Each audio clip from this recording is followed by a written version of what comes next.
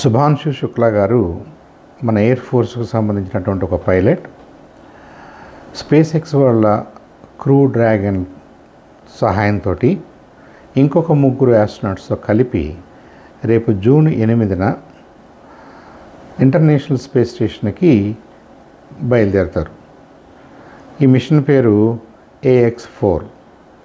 ఈ X4 అంటే axiom ఈ కమర్షియల్ ఆపరేషన్స్ చేసేటువంటి ఒక ప్రైవేట్ సంస్థ. వాళ్ళు ఈ రాకెట్, స్పేస్ క్రాఫ్ట్ లాంచింగు ఇవన్నీనేమో స్పేస్ ఎక్స్ వాళ్ళు చూస్తారు.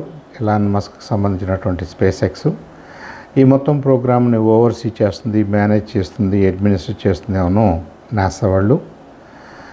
వాళ్ళతో కొలాబరేట్ అవుతూ మన ఇస్రో కూడా మనం గగనయానికి సంబంధించి కొంతమంది ఆస్ట్రోనాట్స్ని రెడీ చేసుకోవాలి. కాబట్టి మనం మనిషిని అంతరిక్షంలోకి పంపడానికి 2026లో మనం ఆ ప్రయత్నంలో ఉన్నాం. కాబట్టి అది ఒక మేజర్ ప్రాజెక్ట్గా మనం తీసుకున్నాం. కాబట్టి దానికోసం అని చెప్పేసి ఒక 4 ఆస్ట్రోనాట్స్ని మనం రెడీ చేసుకుంటున్నాం.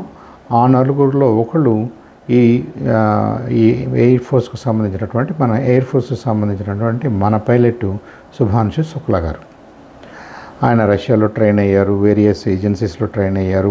ఇప్పుడు స్పేస్ ఎక్స్, నాసా వాళ్ళతో కూడా ట్రైన్ అవుతూ జూన్ 8వ తారీఖున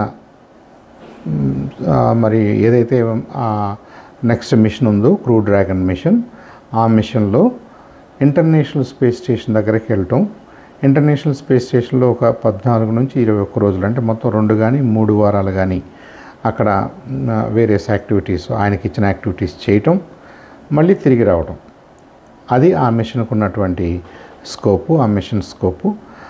సో ఇది జరిగిన తర్వాత ఫస్ట్ టైం భారతీయుడు, భారత సంతతికి చెందిన సునీత విలియమ్స్ గారు వెళ్ళొచ్చారు. ఇంతకుముందు మనం అలా మాట్లాడలేదు. ఇక్కడ భారతీయుడు, భారత పౌరుడు, మన ఇస్రోకు సంబంధించినటువంటి, మన గగనయానికి రెడీ అవుతున్నటువంటి, మన ఎయిర్ ఫోర్స్కు సంబంధించినటువంటి ఒక పైలటు అయినటువంటి శుభాంశు శుక్లా గారు కూడా ఆ మిషన్లో భాగంగా ఇంటర్నేషనల్ స్పేస్ స్టేషన్కి వెళ్తారు.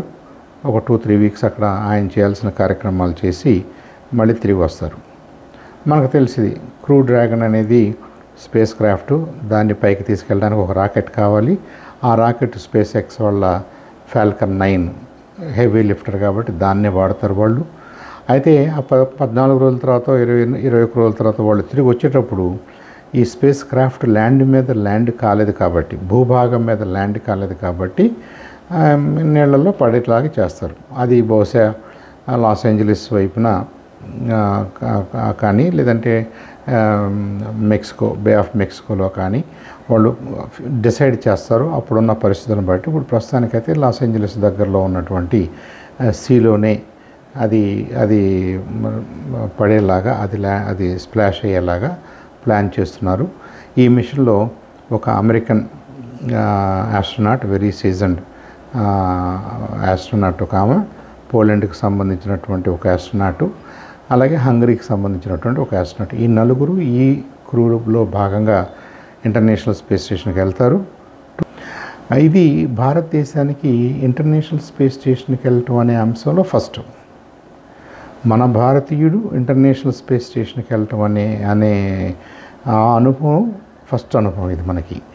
ఇంకా ఇప్పుడు అక్కడికి వెళ్ళిన తర్వాత ఆయన టెస్ట్ ఇంజనీరు, అంటే ఈ క్రూ మాడ్యూల్ని టెస్ట్ చేయడంలో కానివ్వండి, ఈ స్పేస్ క్రాఫ్ట్ని టెస్ట్ చేయడంలో కానివ్వండి, ISS తోటి, ఇంటర్నేషనల్ స్పేస్ స్టేషన్ తోటి ఇది డాక్ అవుతున్నప్పుడు తీసుకోవాల్సిన జాగ్రత్తలు, వాటిని మానిటర్ చేయటం, టెస్ట్ చేయటం కానివ్వండి, ఇలాంటివన్నీ కూడా ఆయన రెస్పాన్సిబిలిటీస్గా చెప్తున్నారు.